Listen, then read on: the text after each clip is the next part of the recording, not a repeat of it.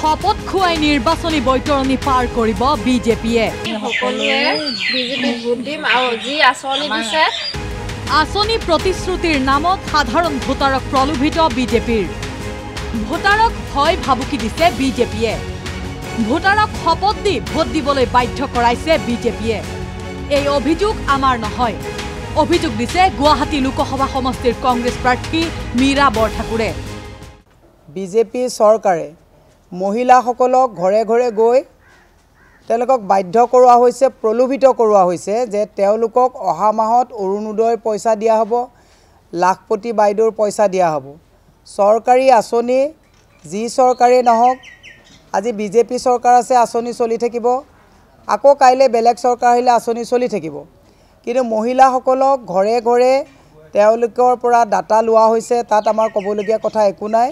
কিন্তু তেওঁলোকক ভয় আৰু ভীতিগ্ৰস্ত কৰোৱা হৈছে যে বিজেপিক যদি ভোট দিয়া নহয় আঁচনি কাটি দিয়া হ'ব। সঁচাকৈয়ে দুৰ্নীতিমুক্ত স্বচ্ছ ভাৰতৰ কথা কোৱা বিজেপিয়ে চলাইছে নেকি শপতৰ ধাৰা? এই দৃশ্যই কি সূচায় চাওক। ৯-১০ গৰাকী মহিলাৰ শপতৰ দৃশ্য।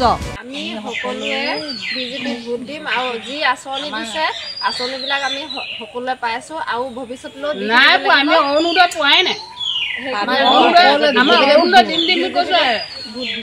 নাই দিয়া নহয় এতিয়া আমি সকলোৱে গোটৰ মানুহ সকলোৱে দিম আৰু তেওঁলোকে যিখিনি আমাক দিছে সেইখিনি আমাৰ ঘৰত থকাবিলাক অলপ পইচাটো বেছি দিলে ভাল আৰু 10,000 দুটা গাহৰি বলিয়ে নাপায় দেখোন। কেৱল এয়াই নহয়, মহিলা ভোটাৰক আঁচনিৰ নামত ভয় ভাবুকিৰ উপৰিও যুৱক ছাত্ৰ ছাত্ৰীসকলকো দিছে প্ৰলোভন। মুকলিকৈয়ে ধনৰ প্ৰলোভন দিয়াৰ অভিযোগ মীৰা বৰঠাকুৰৰ। মহিলাৰ সমান্তৰালভাৱে যুৱকসকলক ছাত্ৰ ছাত্ৰীসকলক প্ৰলোভিত কৰাৰ কাৰণে ঘৰে ঘৰে বিজেপিয়ে মানুহ পঠাইছে যে অহা মাহৰ 1 তাৰিখৰ ভিতৰত তেওঁলোকে 10,000 টকাকৈ ল'ৰা ছোৱালীক তেওঁলোকে দিব। নিৰ্বাচন আয়োগলৈ লিখিত অভিযোগ প্ৰেৰণ কৰিছে প্ৰাৰ্থীগৰাকীয়ে। কিন্তু ক'ত ক'ত ভোটাৰক শপত খুৱাইছে বিজেপিয়ে? পলাশবাৰী, দুধনৈ, বকো, ছয়গাঁও, গুৱাহাটীকে ধৰি ৰাজ্যৰ 14টা লোকসভা সমষ্টিতেই শপত দিয়াৰ অভিযোগ। পলাশবাৰীত ডেইলি চলি আছে, পলাশবাৰীত চলি আছে, দুধনৈত চলি আছে, বকো ছয়গাঁৱত কালি মই মিটিং কৰিছোঁ তাত চলি আছে, দিছপুৰত চলি আছে। এনেকুৱা এটা সমষ্টি নাই গোটেই অসমতে। আপুনি প্ৰথম ফ্ৰেজৰ নিৰ্বাচনত লুৰিণজ্যোতি গগৈ, গৌৰৱ গগৈ সমষ্টিটো বহুত কমপ্লেইন আহিছে, কিন্তু কমপ্লেইনবিলাক অগ্ৰাহ্য কৰা হৈছে। সেইকাৰণে আমি কৈছোঁ যে সঁচাকৈ যদি সবকা সাথ সবকা বিকাশ হৈছে তেতিয়াহ'লে কিয় শপত ল'বলগীয়া হৈছে?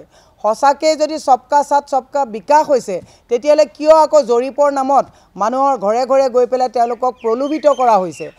মীৰা বৰঠাকুৰৰ অভিযোগ কিমান সঁচা কিমান মিছা, কিন্তু ছবিয়ে নিশ্চয় মিছা নকয়।